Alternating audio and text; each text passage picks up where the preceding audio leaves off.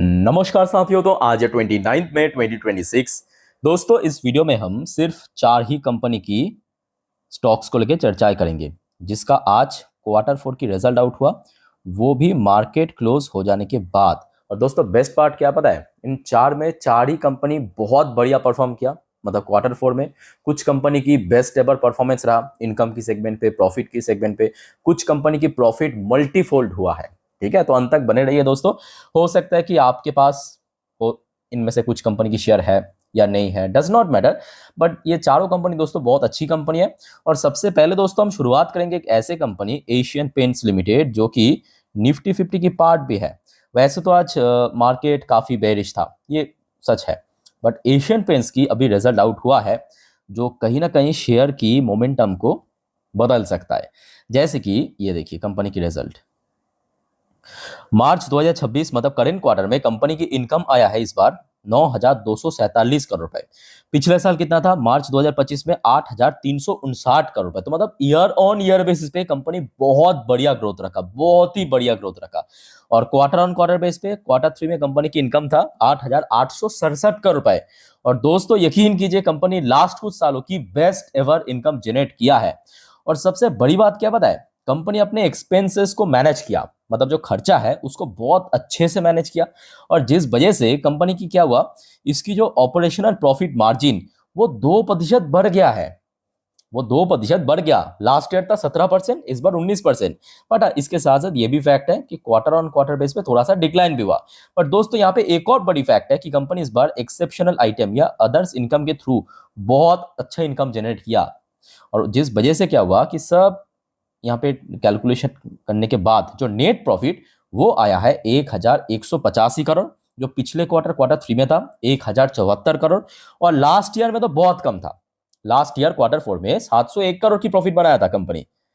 तो yearly basis पे जैसे कि एक बहुत अच्छा ग्रोथ रखा, इवन क्वार्टरली बेसिस पर भी कंपनी एक डिसेंट ग्रोथ रखा है। तो मतलब वो जो पुराने एशियन पेंट्स हम लोग जानते थे 2023 तक, क्योंकि 2023 के बाद से अगर आप देखेंगे 23-24 एशियन पेंट्स की शेयर के लिए भी कुछ मतलब अच्छा टाइम नहीं भी था। क्योंकि शेयर देखिए 2023 तक जितना चलना था चल चुका था। उसके बाद आप देखिए 24-25 शेयर में मोस्टली टाइम गिरावट ही हुआ है। और उसके पहले की अगर हम बात करें, एशियन पेंट दोस्तों नो डाउट बहुत ही अच्छा, मतलब एक एवरग्रीन कंपनी आप कह सकते हो। इसकी रिटर्न्स की प्रोफाइल आप देख लीजिए। ओ ओ ओ सॉरी दोस्तों, एक और बात मैं बताना भूल गया, कंपनी इस बार डिविडेंड भी दिया है, ये मैं मिस कर गया था। कंपनी इस बार 23 रुपए की फाइनल डिविडेंड दिया है अपने शेयर होल्डर के लिए। ठीक है। और प्रॉफिट ग्रोथ की बात करें ईयर ऑन ईयर बेस पे 69% की यहाँ पे ग्रोथ रखा है। तो ओवरऑल बात करें एक अच्छा परफॉर्मेंस किया है। अब क्योंकि देखिए ये एक तो निफ्टी 50 की पार्ट है, अपने सेक्टर की लीडिंग कंपनी है, तो ब्रोकरेज तो जरूर कवर करेगा।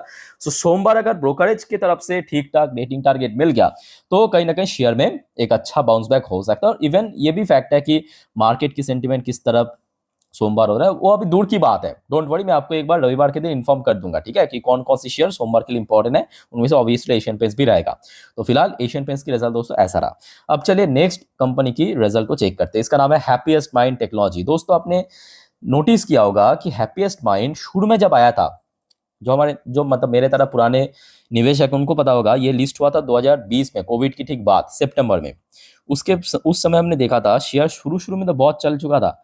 बट उसके बाद अगर आप देखेंगे शेयर 1,500 से कितना, जी हाँ 1,500, आपने सही सुना, शेयर 1,500 पे पहुंच गया था। वहां से गिरते गिरते 75% क्रैश कर गया। It's not a joke. क्योंकि हैप्पीएस्ट माइंड शुरू में जो 2-3 क्वार्टर बहुत अच्छा इनकम प्रॉफिट जनरेट किया था, और बीच में बहुत सारे इंटरनल इश्यूज और भी कुछ इश्यूज है, ऊपर से छोटे कंपनी तो काफ़ी स्ट्रगल करना पड़ता है टफ मार्केट में, टफ सिचुएशन पे।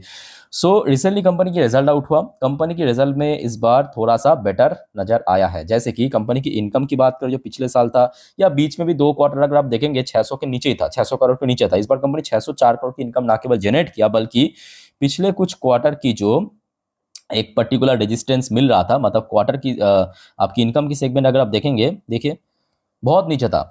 बार बार ही 600 के आसपास ही कहीं ना कहीं मतलब कह सकते हो कि अटक रहा था। इस बार 604 करोड़ की इनकम जनरेट कर लिया। अच्छा, मार्जिन की बात करें, कंपनी इस बार हो सकता है कि देखिए क्वार्टर ऑन क्वार्टर बेस पे मार्जिन थोड़ा सा श्रिंक किया, ये फैक्ट है। बट ईयरली बेस पे कंपनी अपने मार्जिन पे बहुत अच्छा काम किया, बहुत बढ़िया काम किया। एक्सेप्शनल इनकम इंक्रीज हुआ है। सो दैट्स वाई कंपनी की सब कुछ एडजस्टमेंट करने के बाद नेट प्रॉफिट में एक अच्छा ग्रोथ हमें इस बार देखने को मिला। मतलब 34 करोड़ की प्रॉफिट जो पिछले साल था इस बार बढ़ के 61 करोड़ पे पहुंच चुका है। ना केवल ईयरली, क्वार्टरली बेसिस पे हो या बीच में आप Q1 या Q2 के साथ कंपेयर करें, कंपनी दोस्तों अच्छा खासा प्रॉफिट नो डाउट जनरेट किया। और पिछले कुछ सालों की तो बहुत अच्छा यहाँ पे कंपनी काम किया। अब देखना होगा कि आगे क्या होता है। वैसे भी आज मार्केट वीकनेस के कारण शेयर भी थोड़ा बहुत ऊपर नीचे क्लोजिंग दिया, ठीक है। अच्छा अब दोस्तों चलिए नेक्स्ट स्टॉक की परफॉर्मेंस देखते हैं Q4 की। बट उसके पहले एक छोटा सा रिक्वेस्ट बस आप सभी को करूंगा दोस्तों, अगर आपको वीडियो अभी तक अच्छा लगा, इन्फॉर्मेटिव लगा, प्लीज वीडियो को लाइक करना और प्लीज चैनल को सब्सक्राइब करके जरूर रखिएगा दोस्तों, इस प्रकार की जानकारी हमेशा पाने के लिए। अच्छा दोस्तों एक और बात देखिए, आज तो वैसे आपको पता ही होगा इरेडा, मैं आपको लास्ट डे भी इन्फॉर्म किया था इरेडा की रिजल्ट आउट होने वाला था। तो ये वीडियो जब मैं रिकॉर्ड कर रहा हूं तब तक आया नहीं है। होपफुली आज रात 9-10 बजे के भीतर आ जाना चाहिए। आ गया तो मैं आपको जरूर इन्फॉर्म कर दूंगा, तो मिस मत करना, ठीक है। इरेडा की जो रिजल्ट रिव्यू करूंगा, सो चैनल को अभी सब्सक्राइब करके रख दीजिए।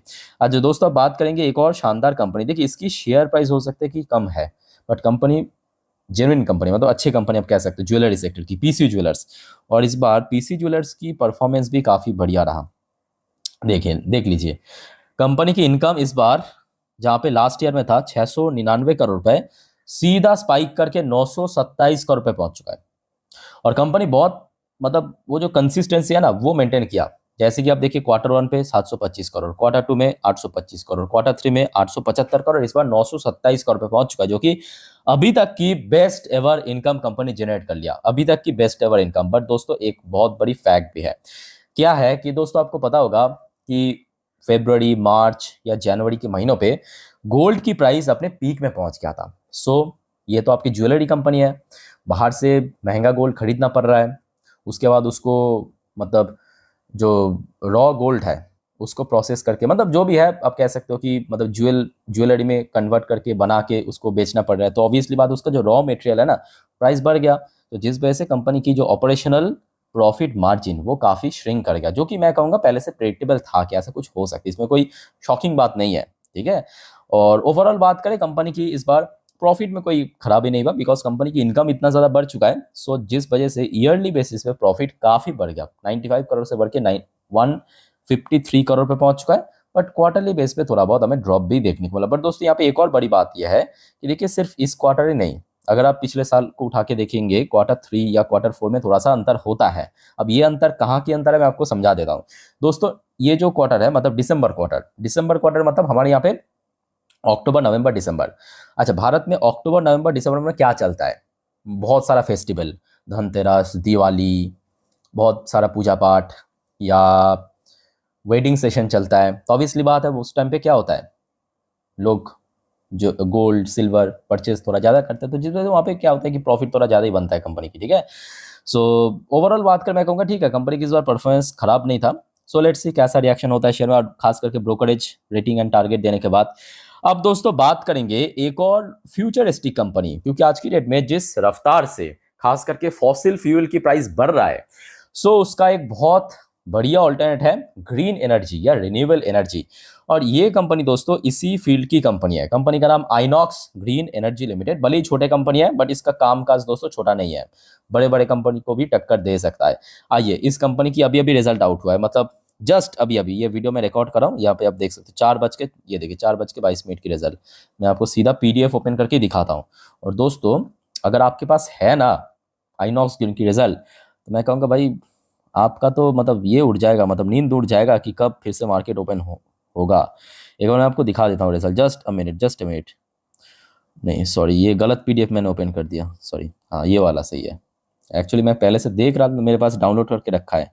अच्छा तो देख लीजिए फटाफट, ये कंसोलिडेट फाइनेंशियल रिजल्ट साफ दिख रहा है। अच्छा दोस्तों एक और पॉइंट थोड़ा नोट करना कि यहाँ पे मतलब इस बैलेंस शीट में जितने भी नंबर्स है सब इन लैक्स के फिगर में है, ठीक है। तो मैं आपको करोड़ पे कन्वर्ट करके बताऊंगा ताकि आपको सुनने में और समझने में एकदम आसान लगे।